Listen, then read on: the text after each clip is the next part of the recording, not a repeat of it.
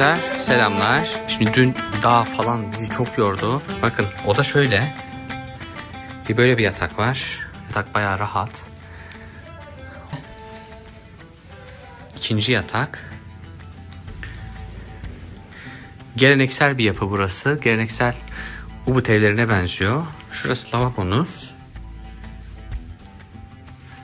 Burası banyo. Bu ne işe yarıyor bilmiyorum. Şu merdiven. Tertemiz oda. Belki de şuraya çıkmak içindir. Bilmiyorum. Bu fanlı. Sadece fan var bu odada. Bir de klimalı olan odalar var. Klimalı odaya da çıkabiliyorsunuz. Fiyatlarını söyleyeceğim size. Bakın. Şöyle bir terası var. Ortam da şöyle. Bahçesi. Hemen ileride bir havuz var. Onu da göstereceğim size. Kahvaltı da içinde. Fiyatı yaklaşık 2 kişi için 200 RP. 200 bin RP. Yani 14 dolar falan yapıyor değil mi? 14. Yaklaşık 14 dolar yapıyor. Eğer klimalıyı isterseniz de onu da 250-300'e kapatırsınız. Dediğim gibi klimanın içinde buzdolabı da var. Ve işte klima var. Ama bugünlerde hava serin. O yüzden klimaya ihtiyaç duymadık biz. 200 RP'ye bu odada çok rahat bir şekilde kalabiliyorsunuz. Bu arada bugünlerde fiyatlar böyle. Sezon kapanıyor. Bakın yapı şöyle. Çok güzel. Eski Bali evlerine benziyor. Şöyle ahşap dokumalar. Aşağıyı da göstereyim. Bu ikinci katı. Aşağısı da şöyle. Ben inelim. Burası da birinci kat. Aşağısı. Bahçeyi de gezdireyim size. Bakın. Şu da alt kat. Alt katlarda genelde dediğim gibi klima oluyor. Çok keyifli bir bahçesi var. Sahibi Vayu sağ olsun yardımcı oldu. Şu anda hala tadilattaymış. Yani yeni açıyorlar. Bizim ayakkabılar burada kalmış. İlk buraya bakmıştık. Mekan böyle. Havuzu da göstereyim size. Her taraf yemyeşil ya. Gerçekten ben burada yeşile doydum. Yeşile gerçekten doydum. Havuzu da göstereyim. Kahvaltılar da güzel oluyor. İsterseniz yumurta veriyorlar. Kızartma, haşlama. İsterseniz tost veriyorlar. Krep yiyebiliyorsunuz. Çeşit çeşit kahvaltılar var. Mesela bugünkü kahvaltıda Sidemen diye bir yerde kaldık. Orası da çok güzeldi. Tam böyle dağların ortasında. Hello. Dağların ortasında böyle çok güzel bir yerdi. Orası da 2 kişi 10 dolar mı neydi? Bakın havuz bu. Tertemiz. Ve genelde böyle güzel şeyler oluyor. Oturak içinde. Alıyorsunuz içeceğinizi. Burada oturup içiyorsunuz. Sular tertemiz arkadaşlar. Gerçekten çok temiz. Bu havuzumuz. Sonsuzluk havuzu gibi yapmışlar. İsterseniz burada da oturabilirsiniz. Jacuzzi gibi. Şu an çalışmıyor. Ara ara çalıştırıyorlarmış. Çok insan yok çünkü. Bakın villa dolu burası. Bu şekilde. Tam böyle ormanın içindesiniz. Burası da kahvaltı yapacağımız yer yarın. Arkadaşlar otel bu şekilde. Gayet güzel. Zaten buraya geldiğinizde motor kiralamış oluyorsunuz. Motorsuz biraz zor. Motorlu olarak da her tarafa 1-2 dakikada ulaşırsınız yani. Hani böyle bir kafeye geldim. Bittersweet diye. Bu Ubud'da. Bakın. Çok değişik bir kafe. İçinde hem böyle alışveriş yapabileceğiniz hediyelik eşyaları sattığı, kıyafet sattıkları bir bölüm var. Hediyelik eşyalar ve kıyafetler de çok ilginç. Şöyle göstereyim bakın.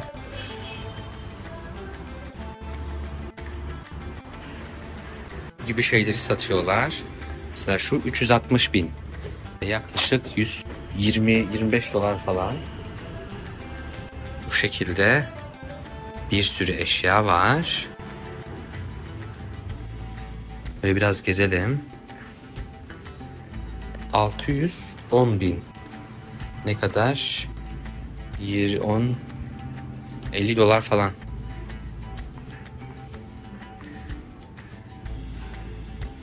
Bu şekilde resimler var.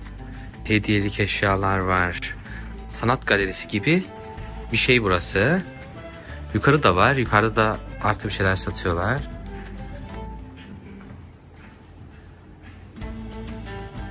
şekilde. Burası da kafeterya bölümü. Bakın burası ortak alan. Arkası var. Arkada da oturabiliyorsunuz. Ve burası da kafe ve çalışma bölümü.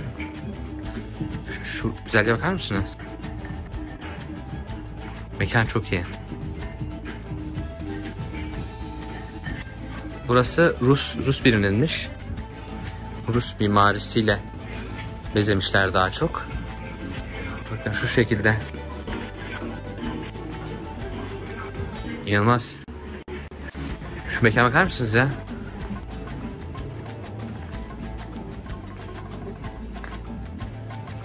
Böyle gelip burada oturup iş yerinizi görebiliyorsunuz. Müthiş, harika bir yer. Bittersweet.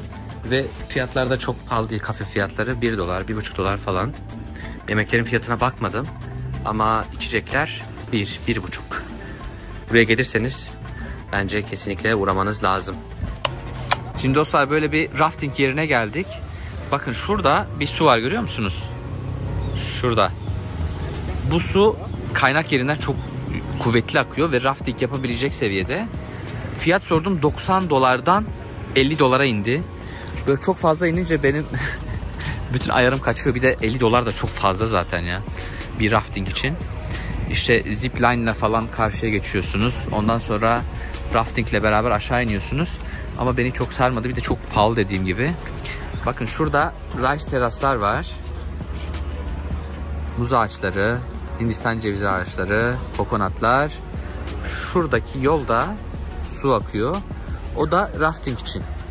Yukarıdan başlıyor rafting, ta aşağı kadar gidiyorlar. Hatta bakın şurada bir ekip var, inmiş.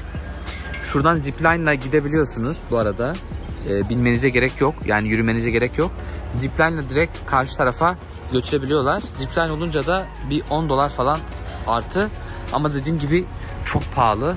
O yüzden biz bunu bugün maalesef yapmayacağız. Dövüştürüyorlarmış bunu. Sevimli bakıyorduk ama dövüştürüyorlarmış. Burası. Bakın burası da küçük bir market. Böyle sular, kola, meyve suyu, cips. Şurada ufaktan bir yemek bölümü var. Şöyle yemekler var. Sebze, vejeteryan, et yemekleri. Noodle satıyor, durian satıyor. Bunlar bu arada muz ağaçları. Görüyorsunuz hemen şurada. Mekan şu.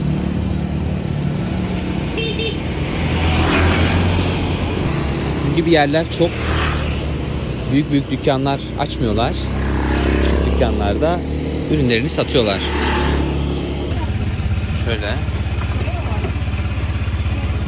Aziz durian meyvesi istedi canım. Durian meyvesi şu arkadaşlar. Biraz sonra işini yine göstereceğim. Para mı istiyorsun? Evet, borç bakalım.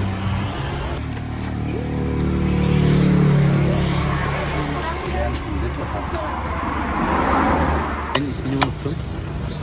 Teyzeye sorayım. Kanka bunlar buna salak diyormuş burada. Salak. Ama Malezya ve Tayland'daki bambaşkaydı. Hello. Amca. Evet. Şimdi bak böyle baskı yapıyorsun.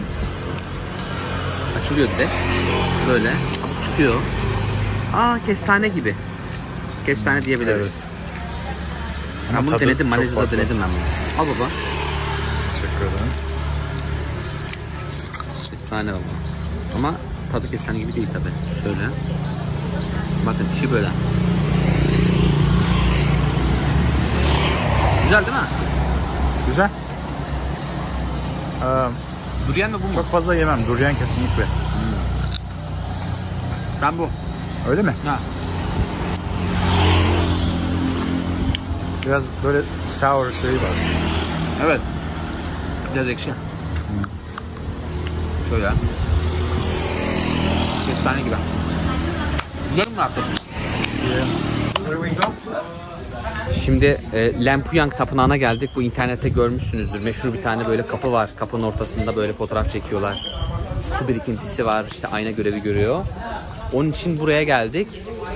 Burada shuttle'lar var, otobüsler var. Git gel 45.000, 3-4 dolar yapıyor. İsterseniz siz de çıkabilirsiniz ama 3 kilometre falan yürümeniz lazım. Şuradan alıyorsunuz. Hemen şurada yazıyor bakın 45.000. Git gel ücreti bu. 3 kilometre yürüyemeyiz diye düşündük ya. Çünkü yokuş 3 kilometre biraz zor. Where's my friend? Aha, thank you. Shuttle'lar bunlar. Böyle biniyorsun. Tabii ki bekletecek. Birilerinin gelmesi lazım. Shuttle rahat kanka. Yukarıda muhtemelen çok sıra var. Herkes aynısını söylüyor. 4 saat bekledik, 5 saat bekledik. 4 saat, 5 saat bir fotoğraf için beklenmez. Belki de beklenir. Çıkacağız, bakacağız arkadaşlar. Burada fiyat yazıyor. 10K per person for 3 photos. Fotoğraf çekiyorlar. 10.000'miş. 3 fotoğraf 10.000. 10.000'e çekiyormuş ama siz çekersiniz ya. Kendi çekersiniz yani. Gerek var mı? Biz sabah 4'te uyandık işte biliyorsunuz yani. Gerçi bu video orada mı olur bilmiyorum. Biz sabah 4'te uyandık arkadaşlar. O videoyu ayrı yayınlayacağım. Batur Dağı'na çıktık. O kendi başına bir macera. 1850 metreye çıktık orada. Kafadan bir 2 saat falan yürüdük sadece çıkış. 1,5-2 saat sürdü. İniş de bir o kadar sürdü. Çok yorulduk yani. Gerçekten çok yorulduk. Dönüşte böyle bir dinlenme faslı oldu. Havuza girdik işte sıcak havuz vardı kaplıca. Ona girdik falan ama yorgunluğu atamıyorsunuz tabii. Ondan sonra 2 saat sürdü galiba motor değil mi? 2 saat motor sürdük. Bir de bizim kiraladığımız motorlar küçük. Scooter yani. Motor bile değil. Mahvoluyorsunuz ya. Yani yolda düz değil yani böyle sağa dönüyor sola dönüyor. Evet. Sağa dönüyor. Şehrin içiyle dışıyla. Kesinlikle. Benim mabedim yani gitti yani. Çok kötü. Popunuz acıyor. Acıyor. Bu bir gerçek.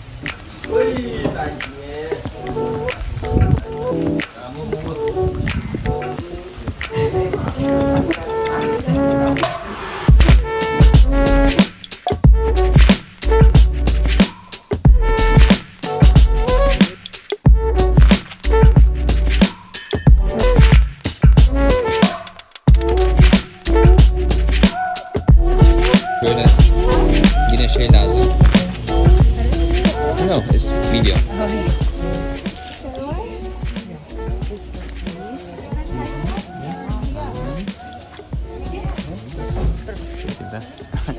That's way. Bileti aldık. Yukarı çıkarken 45-90. Bilet de 55-110 yani 2 kişi için. 110 artı 90 yine 200'lük olduk. Hello. Aha. Okay. İçeride öpüşmeyin diyor. Yoga yapmayın diyor. Drone uçurmayın diyor. Yokuş bitmemiş. Biraz daha var. Oraya da yürüyerek çıkacağız. Yokuş böyle. Görüyor musunuz? Bak bak. Ve geldiğinizde motorla da çıkabilirsiniz. Yine o dağda olduğu gibi burada da transporterlar var. Transporter kiralayıp çıkabiliyorsunuz. Para harcarsanız biraz daha kolay oluyor işte bu işler. Burada yine marketler var. Su alabilirsiniz. Meyve suyu alabilirsiniz. Direkt meyve alabilirsiniz.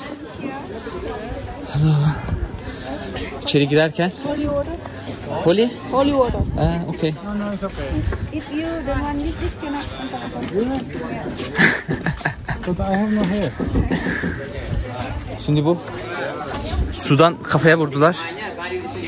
Onu vurmazsanız içeri giremezsiniz diyor. Kutsal su diyor. Ortamı şimdi göstereyim bakın.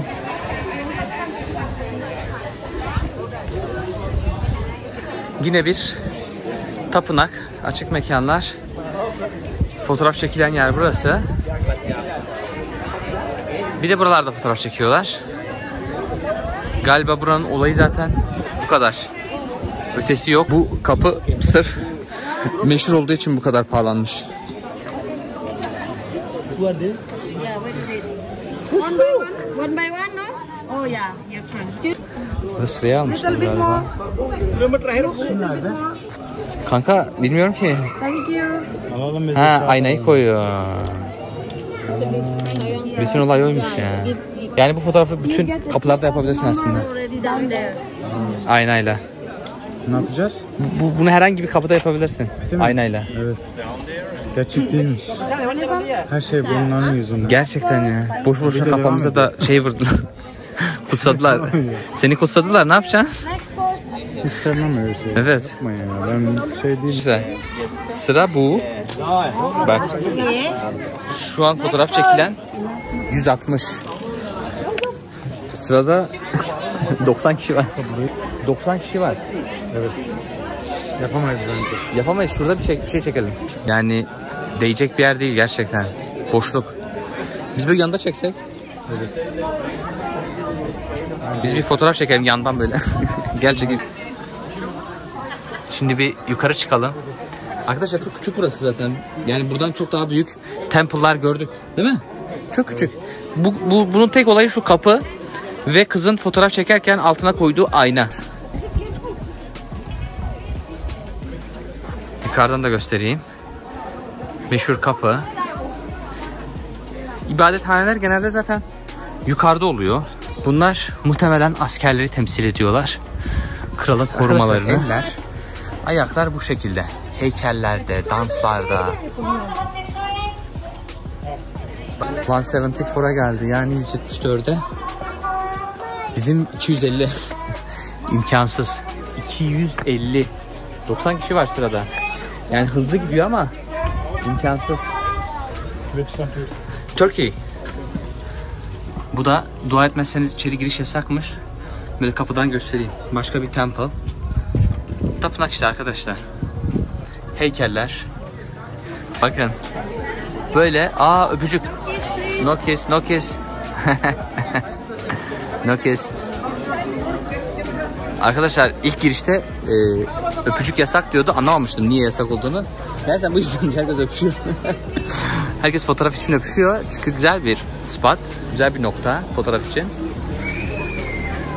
Sevgilisi olan, eşi olan öpüyor. Fotoğraf çektikleri yer bakın burası. Biz şuradan böyle yürüdük geldik.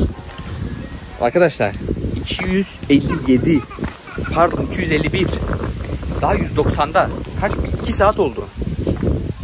Yani fotoğrafı beklemedik, dinlendik gerçi de. Ama yani böyle bir sıra yok ve abartılmış bir yer, gerçekten çok abartılmış bir yer. Boş. Aynı tempo her yerde var. Fotoğrafı beklemeyeceğiz yani. Bugünü de burada bitiriyoruz. Şimdi bir otel bulacağız. Otel, hostel neyse. Çünkü yarın birkaç yer daha var. Oralara uğrayacağız. Çok yorulduk. Bakın geldiğinizde böyle meyveler alabilirsiniz. Şu siyah olan güzel. İsmini bilmiyorum. Durian hoş. Günü bitirmeden akşam yemeğini de göstereyim. Şöyle muz yaprağında pilav geldi. Bir de chicken curry. Körili tavuk. Bali usulü. Öyle biraz mı diyelim. Temiz kaşıkla yiyelim ya. Bu şekilde. Ortamımız bu. Burası Sidemen diye geçiyor. Genelde böyle tarlalar var. Pirinç tarlaları var. Ekinler var. Bitkiler ekiyorlar. Burası daha böyle kafa dinlemelik bir yer. Burada birkaç gün harcayabilirsiniz. Yürüyüş rotaları var. Onları yapabilirsiniz. Batur Dağı'na yakın. Oraya çıkabilirsiniz. Bu da işte muz suyu. Bir de muz kızartması vardı. Onu da yedik. Müsaadenizle bize afiyet olsun.